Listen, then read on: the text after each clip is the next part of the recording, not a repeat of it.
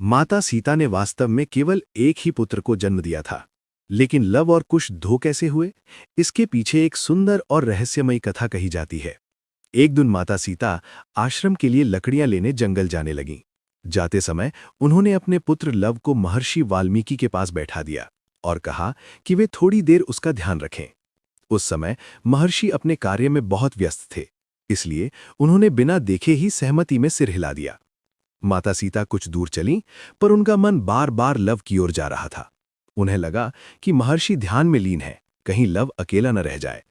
मां की चिंता के कारण वे वापस लौटीं और लव को अपने साथ जंगल ले गईं। ये बात महर्षि वाल्मीकि को पता नहीं चली। कुछ समय बाद जब महर्षि का ध्यान उस ओर गया, तो उन्होंने देखा कि लव वहां नहीं है। ये देखकर वे बहुत घबरा गए। उनके मन में डर बैठ गया कि कहीं कोई जंगली जानवर बालक को उठा न ले गया हो। वे सोचने लगे कि जब माता सीता लौटेंगी तो वे उन्हें क्या उत्तर देंगे। चिंता और पश्चाताप में डूबे महर्षि ने पास पड़ी कुशा घास उठाई। उन्होंने मंत्र पढ़े और अपने तपोबल से एक बालक को प्रकट किया, जो रूप और चेहरे से बिल्कुल लव जैसा था।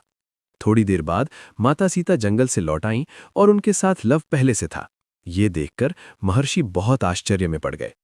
माता सीता दूसरे बालक को देखकर अत्यंत प्रसन्न हुईं। चूंकि वो बालक कुशा घास से उत्पन्न हुआ था, इसलिए उन्होंने उसका नाम कुश रखा।